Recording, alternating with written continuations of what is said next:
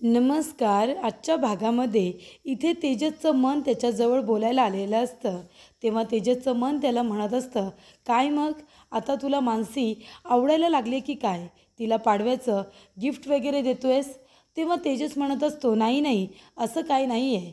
ते आईने सांगितले की लग्नानंतरचा पहिला पाडवा आहे आणि गिफ्ट वगैरे द्यावं लागतं, म्हणून मी फक्त त्यांच्यासाठी गिफ्ट देणार आहे, बाकी काही नाही."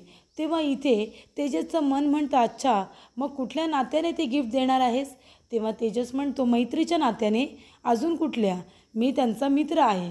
तेव्हा इथे आता तेजसचं मन म्हणत असतं की तू त्यांना सगळं काही खरं खरं सांगून टाकणार आहेस ना. मग सांगून टाक की तू त्यांच्या आयुष्यामध्ये कसा गेलास, त्यांच्या आयुष्यामध्ये जी काही वादळं आली त्याला तू सुद्धा कारणीभूत आहेस, हे तू सांगून टाकणार आहेस ना. तेव्हा तेजस म्हणतो, "हो, मी हे सगळं त्यांना लवकरात लवकर सांगून टाकणार आहे." तेव्हा तेजसचं मन म्हणतं, "पण कधी?" तेजस म्हणतो की लवकरच. मग इथे तू कशाची वाट बघतोयस? तेव्हा तेजस म्हणतो, "हे सांगितल्यानंतर त्यांना त्रास होईल ना." तेव्हा तेजसचं मन म्हणतो, "हो, अगदी बरोबर. हे सगळं तू सांगितल्यानंतर मानसीला नक्कीच त्रास होईल आणि त्यांना झालेला त्रास तू बघू शकणार नाही आहेस. यालाच तर प्रेम म्हणतात ना. आपल्या आवडत्या व्यक्तीला जर त्रास होणार असेल तर आपल्याला तर त्रास होणारच, हो की नाही?" तेव्हा इथे तेजस म्हणतो, "नाही, नाही, असं काही नाही आहे. मी त्यांना लवकरच हे सगळं सत्य सांगून टाकणार आहे." तेव्हा इथे आता तेजस म्हणत असतो की हा शब्द आहे माझा. तेव्हा तेजसचं मन म्हणतं, "ठीक आहे, हे लवकरात लवकर तू सांग. पण कदाचित मला असं वाटतंय की मानसी आधी फक्त तुझी मैत्रीण होती, पण आता थोडं काहीतरी वेगळं आहे. कदाचित हे प्रेम तर नाही आहे ना? मानसी तुला खरोखर आवडत तर नाही आहे ना?" तेव्हा तेजस म्हणतो की "नाही, मी जास्तीत जास्त त्यांचा चांगला मित्र होऊ शकतो, पण मी त्यांचा नवरा कधीच होऊ शकत नाही. मला मानसींसाठी सगळं काही बेस्ट बघायचं आहे. म्हणजे मी त्यांच्यासाठी डिझर्व नाही करत. त्यांच्यासाठी एखादा चांगला मुलगा जो त्यांना शोभेल, त्यांच्यासारखा असेल, मला असा मुलगा त्यांना शोधून द्यायचा आहे. ज्यांच्याबरोबर त्या सुखात राहतील, त्यांना साजेसा मुलगा त्यांच्यासाठी शोधून त्यांचं लग्न लावून द्यायचं आहे." असं तेजस म्हणत असतो. तर इथे मानसीच्या आयुष्यामध्ये जे काही दुःख आलेलं आहे त्याला आपण सुद्धा कारणीभूत आहोत आणि यापुढे त्यांना हे दुःख मला द्यायचं नाही आहे, असं तेजस म्हणत असतो. त्यानंतरला इथे आभा आता विनीतला फोन करायला येते, कारण तिला जाणून घ्यायचं असतं की मानसीला सगळ्यात जास्त काय आवडतं. तेव्हा आभा आता विनीतला फोन करते, कारण विनीतने तिला आपलं कार्डसुद्धा दिलेलं असतं. तेव्हा इथे विनीत आता कॅब चालवत असल्यामुळे तो आता तिला आपल्या कारचा ॲड्रेस सांगतो. तेव्हा इथे आभा म्हणत असते की "मी आभा बोलते, तुम्ही मला ओळखलंत का?" तेव्हा इथे विनीत म्हणत असतो, "आभा?" तेव्हा आभा म्हणते, "हो, मी तेजस प्रभूची बहीण. अहो, मी आभा प्रभू."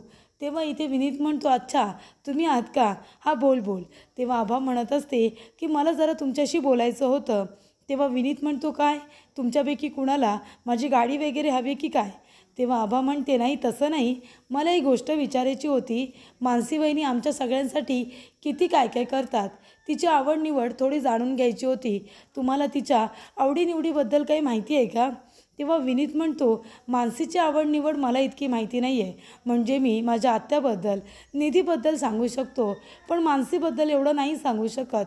कारण तिच्या आवडीनिवडीच एवढ्या नाही आहेत. कारण ती लहानपणापासून ती साध्या साध्या गोष्टींमध्ये रमत आलेली आहे." तेव्हा आभा म्हणत असते, "अहो, पण तुम्ही लहानपणापासून एकत्र आहात, काहीतरी आवड-निवड असेल ना?" तेव्हा विनीत म्हणत असतो, "तेच तर मी म्हणतोय ना, तिच्या लहानपणापासून काही आवडीनिवडीच नाही आहेत. दुसऱ्याला आनंद झाला की ती स्वतःचा आनंद त्याच्यामध्ये शोधायची." तेव्हा इथे आभा म्हणते, "तेच ना, तेव्हाच तर आम्हाला कळत नाही आहे की वहिनी आमच्यासाठी इतकं काय काय करते. तिला द्यायचं तर नक्की काय द्यायचं, म्हणून मी तुम्हाला फोन केला होता." तेव्हा इथे आता विनीत म्हणत असतो की "हे बघा, जर मानसीचं विचाराल तर तिच्या सगळ्यात जवळची आणि आवडती व्यक्ती म्हणजे संपतराव काका, तिचे वडील, आणि त्यांना त्यांचं घर, त्यांची वीटभट्टी हे सगळं खूप आवडायचं. त्याच्यामुळे तिची आवड-निवड त्यांच्या रिलेटेडच असेल असं मला वाटतं." तेव्हा आभा म्हणते की "घर?" आणि ती लगेच तेजसकडे येते आणि म्हणत असते, "काय रे दादा, कसला विचार करतोयस?" तेव्हा तेजस म्हणत असतो, "नाही, ते जरा गप्पा मारत होतो." आणि पुन्हा म्हणतो की "नाही, मी विचार करत होतो की मानसीला काय गिफ्ट देऊ." तेव्हा इथे आभा म्हणत असते, "तू त्याचा आता एवढा विचार करू नकोस. मला वाटलंच होतं तू अजूनही विचारच करत बसला असशील. म्हणून मीच तुला आता सांगायला आली आहे की वहिनीच्या आवडीनिवडी काय आहेत ते मी त्याचा शोध लावलेला आहे. तेव्हा तेजस म्हणतो, अच्छा गुप्तहेर, छोटासा गुप्तहेर कुठून माहिती काढलीस? तेव्हा आभा म्हणते की ते मी, आणि ती पुन्हा गप्प बसते आणि म्हणते, कुठून माहिती काढली, कुणाला विचारलं, याच्यापेक्षा वहिनीच्या आवडीनिवडी काय आहेत हे जास्त महत्त्वाचं आहे ना. वहिनीला सगळ्यात जास्त त्यांचे वडील जवळचे होते आणि त्यांचं घर. तेव्हा आता तू विचार कर की वहिनीला काय द्यायचं आहे ते. त्यानंतरला इथे आता दिनेश पाठीवरती अंशला घेऊन सगळीकडे तो फिरत असतो, घोडा घोडा म्हणून. तेव्हा बंटी म्हणत असतो की मम्मा, तुला बाबांनी दिलेलं गिफ्ट आवडलं नाही म्हणून तू ते मला दिलंस का? तेव्हा इथे दिनेश म्हणत असतो की सॉरी गायत्री, त्यावेळेला माझ्याकडे तेवढेच पैसे होते म्हणून मी तुला तितकेच पैसे दिले. तेव्हा इथे बंटी म्हणतो, बाबा तुम्ही मम्माला इतके घाबरताय का? तुम्हाला माहिती आहे माझे फ्रेंडचे आईबाबा हॉस्टेलमध्ये त्याला भेटायला आले होते, तेव्हा सगळेजण त्याच्या बाबांना घाबरत होते, त्याची मम्मासुद्धा त्याच्या बाबांनाच घाबरत होती. पण इथे तर उलटं आहे, इथे तर सगळेजण मम्मालाच घाबरतात, पण इथे मम्माला घाबरायची काय गरज? तेव्हा इथे बाबा तुम्ही मम्माला घाबरू नका असं बंटी म्हणत असतो. तेव्हा इथे गायत्री म्हणत असते, बेटा आता तुझ्या बाबांनी जे गिफ्ट दिलं आहे ना मला ते असू देत, पण तुझ्या बाबाला आता मीच एक सगळ्यात जास्त चांगलं गिफ्ट देणार आहे. तेव्हा बंटी म्हणतो, काय देणार आहेस मम्मा? तेव्हा गायत्री म्हणते, एक खूप मोठं घर. त्या घरामध्ये फक्त 3 माणसं राहणार, एक तू, एक मी आणि तुझे बाबा, दुसरं कुणीच नाही. तेव्हा बंटी म्हणतो, मी सुद्धा तिथे राहणार, मग मी हॉस्टेलला नाही राहणार का? तेव्हा गायत्री म्हणते, नाही, मग तू हॉस्टेलला अजिबात राहणार नाही आहेस, आपण तिघंजणं मोठ्या टॉवरमध्ये राहू. तेव्हा दिनेश आता आपल्या घराकडे बघायलाच लागतो. त्यानंतरला इथे तेजस आता मानसीला काय गिफ्ट द्यायचं म्हणून तो म्हणतो की वीट, आणि इथे आता मानसीला आवडेल असं काहीतरी तो ड्रॉइंग तयार करत असतो. तर इथे आता संपतराव काका त्याचबरोबर मानसी यांच्या घरामध्ये तेजसने त्यांच्याबरोबर घालवलेले सगळे चांगले वाईट क्षण त्याला आठवत असतात आणि तो त्या पद्धतीने इथे आता ड्रॉइंगसुद्धा करतो आणि छान असं लेटरसुद्धा मानसीसाठी त्याच्यामध्ये लिहितो. त्यानंतरला एक एन्व्हलप घेऊन त्याच्यामध्ये त्याने केलेलं ड्रॉइंग, त्याने लिहिलेलं लेटर हे सगळं त्याच्यामध्ये ठेवतो आणि वरती त्या एन्व्हलपवरती लकी चार्म असं नावसुद्धा लिहितो. तर इथे आता तेजसने आमंत्रण दिलेलं असतं रणजितला. रणजितची गाडी आता येते, तेव्हा तो आता गाडीतून खाली उतरतो आणि हातामध्ये त्याने ती सेफ्टी काठीसुद्धा घेतलेली असते. तेव्हा रणजित उतरल्यानंतर पायाजवळ म्हणतो, ये तेजस, उगाच माझ्या पायामध्ये आरखोडा बनवू नकोस, चल बाजूला हो चल, नाहीतर मी काय करतो माहिती आहे ना. आणि उगाचच तिथे कुणीही नसताना तो आता जोरात तेजसला तिथे बघून लाथ मारतो. त्यानंतरला रणजित पुन्हा पुढे येत असतो, तेव्हा तो म्हणत असतो की तेजस, आरखोडे यायचं नाही, किती वेळा सांगितलं आहे. त्यानंतर इथे ड्रायव्हर काका आता गिफ्ट्स घेऊन बाहेर येतात. रणजित म्हणतो, द्या माझ्याकडे द्या, मी घेऊन जातो, तुम्ही आता थोडा वेळ गाडीमध्येच वाट बघा, मी सगळ्यांना भेटून लगेच येतो.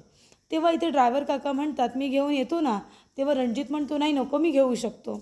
तेव्हा रणजित आता सगळ्यांबरोबर चांगला असतो, तो प्रेमळसुद्धा असतो, फक्त मानसीबरोबर तेजसने का लग्न केलं त्यामुळे त्याचं डोकं आता फिरलेलं असतं तेजसवरती. तेव्हा येत असताना पुन्हा एकदा रणजित म्हणतो, तेजस, सांगितलं ना या घरामध्ये जाताना आरखोडा बनू नकोस म्हणून, तू ऐकत नाही आहेस का? अच्छा अच्छा, आत्ता कळलं मला, हे घर तुझं आहे ना म्हणून तू मला थांबवतो आहेस का? हे घर जरी तुझं असेल ना तेजस, तर या घरामध्ये जी व्यक्ती आहे ना ती माझी आवडती व्यक्ती आहे, कळलं तुला? तेव्हा इथे आता रणजितला आठवतं तेजसने सगळ्यांसमोर मानसीच्या गळ्यामध्ये मंगळसूत्र घातलेलं असतं आणि तो क्षण आठवल्यानंतर इथे रणजितला खूप जास्त राग येतो. तो लगेच आपले डोळे बंद करतो, ती आठवणसुद्धा त्याला नकोशी असते. रणजित आवाज देतो आणि म्हणतो, कुणी आहे का घरामध्ये, कुणी आहे का? तेव्हा इथे आता काका बाहेर येतात. तेव्हा रणजित जे काही बोललेला असतो की या घरामध्ये ती मशीन मी विकत घेतलेली आहे आणि तेजसरावांच्या सांगण्यावरून ती मशीन मी त्या घरामध्ये ठेवली आहे आणि एवढं सगळं करूनसुद्धा एवढा मोठा धोका दिलात मला. तेव्हा इथे आता रणजितची आई म्हणालेली असते की या घरामध्ये ही बाई अपशकुनी आहे, मी सांगितलं होतं ना, आता या घरामध्ये आपण पाऊलसुद्धा ठेवायचं नाही. तेव्हा रणजित आता इथे काकांच्या पाया पडायला जातो. तेव्हा नाना म्हणत असतात की हे बघा साहेब, पाया वगैरे पडू नका, तुम्ही इथे आलात. तेव्हा रणजित म्हणतो माफ करा, मी तुमच्या इथे दारापाशी येऊन जो काही तमाशा केला होता तो खूपच वाईट होता. त्यासाठी खरं तर मी तुमच्या पायावरती नाक घासून तुमची माफी मागायला हवी आहे. तेव्हा इथे नाना म्हणतात असं म्हणू नका. तेव्हा रणजित म्हणतो की तेजसरावांनी मला दिवाळीचं आमंत्रण दिलं म्हणून मी इथे आलो आहे. पण हे बघा, तुम्ही मला माझ्या वडिलांसारखे आहात. मी माझ्या वडिलांना बघितलेलं नाही आहे. लहानपणीच ते मला सोडून निघून गेले. तुम्हाला बघितल्यानंतर मला माझ्या वडिलांची आठवण झाली आणि माझी झेप तुमच्या पायापाशी गेली तुमचा आशीर्वाद घेण्यासाठी. मी मनापासून तुमचा आशीर्वाद घेतला आहे. पण ह्या दिवाळीच्या दिवशी तुम्हालासुद्धा जर मला आशीर्वाद द्यावासा वाटला तर नक्कीच द्या. तेव्हा इथे आता पुन्हा एकदा रणजित त्यांचा आशीर्वाद घेतो. तेव्हा इथे नाना पुन्हा त्याला आशीर्वाद देतात. तेव्हा इथे नाना म्हणतात सुगंधा, तुला माहिती आहे ना, आपल्या घरातलं मशीन यांनीच खरेदी केलेलं आहे. तेव्हा सुगंधा म्हणते हो मला माहिती आहे ना. तेव्हा इथे रणजित सुगंधाचा सुद्धा आशीर्वाद घेतो. सुगंधा म्हणते सुखी राहा, सुखी राहा, आणि म्हणते अहो चला ना आतमध्ये घेऊन चला, किती वेळ आता बाहेरच उभे राहून गप्पा मारणार आहात. तेव्हा इथे सुगंधा आता रणजितला घरामध्ये यायला सांगते. नानासाहेब म्हणतात या ना, या साहेब बसा. तेव्हा इथे रणजित म्हणत असतो तुमचं घर खूपच छान आहे हो, खूपच छान वाटतंय, तुम्ही बसा ना. तेव्हा इथे नानासाहेब म्हणतात नाही आधी तुम्ही बसा. रणजित म्हणतो असं कसं, मी तुम्हाला वडिलांचा मान दिला आहे ना, मग तुम्ही आधी बसल्याशिवाय मी कसा बसेन. तेव्हा इथे आता नानासाहेब बसतात. तर इथे रणजितने खूप सारे गिफ्ट्स आणलेले असतात. सुगंधा म्हणते पाणी. रणजित म्हणतो नाही नको, पण आता आणलंच आहात तर इथे ठेवा, मी नंतर घेतो. त्यानंतरला इथे रणजित म्हणत असतो की तेजसराव कुठे आहेत, मला तेजसने इथे बोलावं दिवाळीसाठी म्हणून मी इथे आलो आहे.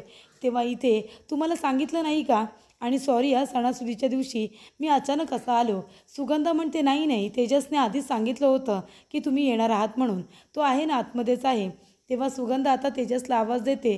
तेजस आता बाहेर येतो आणि म्हणतो अरे वा तुम्ही आलात का. तर इथे रणजितचं लक्ष तेजसकडे न जाता आधी मानसीकडे जातं. मानसीसुद्धा तिथे आलेली असते, ती खूप घाबरते. तेव्हा इथे रणजित तिच्याकडे बघत असतो आणि तेजस म्हणत असतो की हॅपी दिवाळी, आणि तो आपला हात पुढे करतो त्याला विश करण्यासाठी. तेव्हा इथे रणजित आता त्याला हात पुढे करत नाही भेटण्यासाठी, तर उठून मिठी मारतो आणि म्हणतो की हॅपी दिवाळी, तुम्हाला सगळ्यांनाच दिवाळीच्या खूप खूप शुभेच्छा. आणि इथे रणजित आता रागानेच तेजसला मिठी मारत असतो आणि तो मानसीकडे बघून तुम्हाला दिवाळीच्या शुभेच्छा असं म्हणतो. तर इथे रणजितला तेजसचा खूप राग येत असतो, पण तो राग तो मनामध्येच ठेवतो, वरती कुणालाही दाखवत नसतो. हसण्यामध्ये तो राग त्याने लपवून ठेवलेला असतो. तर इथे रणजित म्हणत असतो मी तुमच्या सगळ्यांसाठी दिवाळीचे छोटे छोटे गिफ्ट आणलेत, ते प्लीज तुम्ही घ्या. तेव्हा इथे रणजित आता नानासाहेबांना सुद्धा गिफ्ट द्यायला जातो. तेव्हा नानासाहेब म्हणत असतात नाही नको, कशाला साहेब, एवढं सगळं करू नका. आधीच तुम्ही आमच्यासाठी खूप काही केलं आहेत, म्हणजे एवढी मोठी मशीन तुम्ही विकत घेतलीत आणि इथेच ठेवलेली आहे. तेव्हा इथे रणजित म्हणत असतो हे बघा नाही म्हणू नका, तुमच्या मुलाने आणले असं समजा. तर इथे सुगंधाला सुद्धा आता गिफ्ट देतो. सुगंधा आता तेजसकडे बघते. तेव्हा तेजस तिला खुणावतो आणि गिफ्ट घ्यायला सांगतो. तेव्हा इथे सुगंधासुद्धा घेते. तेव्हा इथे रणजित म्हणतो त्यांच्याकडे काय बघताय, मुलाने आणले असं समजून घ्या ना.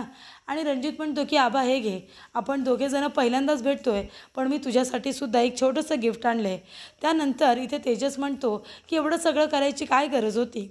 रणजित म्हणतो आणि हे गिफ्ट माझ्या मित्रासाठी, हे घ्या तेजस. तेव्हा तेजस म्हणतो नाही नको, मला नको. नानासाहेब म्हणतात हे तुम्ही जरा जास्तच करताय, एवढं नका करू. तेव्हा रणजित म्हणतो नाही मी एवढं काय नाही करत आहे, तेजस घ्या ना प्लीज घ्या, मित्राकडून छोटंसं गिफ्ट आहे असं समजा. त्यानंतरला तेजस म्हणतो की तुमचं हे घर आहे ना वेगळंच आहे, माझं वेगळं कनेक्शन आहे या घरामध्ये. म्हणजे बघा ना, या घरामध्ये माझी एक आवडती वस्तू आहे, आणि तुम्हाला सांगू का, ती वस्तू आहे ना माझी लवकरच होणार होती हो, ती माझी झालीसुद्धा होती, पण तरीसुद्धा त्या घरामध्ये मी तिला सेफली ठेवलेलं आहे. तेजसरावांवरती त्याची जबाबदारी आहे, आणि ती वस्तू माझी इथे सुखरूप आहे ना, हेच मी बघत होतो. तेव्हा इथे तेजस आपला हात आता वरती करतो. तरी ते मानसीला वाटतं की कदाचित रणजित माझ्या खांद्यावरती हात ठेवतोय की काय, म्हणून ती घाबरते आणि बाजूला होते. तर तिथे मानसीच्या शेजारी बरोबर ती मशीन असते जी रणजितने खरेदी केलेली असते. तर पुढील भागामध्ये इथे रणजित म्हणत असतो की तुम्हाला मी छोटे छोटे आणलेले हे गिफ्ट कसे वाटले हे तुम्ही मला नक्की सांगा हां. आणि इथे आता तेजससुद्धा हसत असतो. आणि तेव्हाच रणजित म्हणत असतो की तुम्ही सगळेजण फोनवरती सांगा आणि मानसी तुम्ही ऑफिसमध्ये सांगा. असं म्हणाल्यानंतर मानसी खूपच जास्त घाबरते आणि ती रणजितकडे बघतच राहते. तेव्हा इथे सगळ्यांना असं वाटतं की रणजित मानसीला असं का म्हणाला की तुम्हाला हे गिफ्ट कसं वाटलं ते ऑफिसमध्ये सांगा. कारण इथे मानसीने हे सत्य घरातल्या सर्व लोकांपासून लपून ठेवलेलं असतं आणि तेच रणजित आता सगळ्यांसमोर बोलतो. त्यामुळे तिला खूपच जास्त आता टेन्शन आलेलं असतं.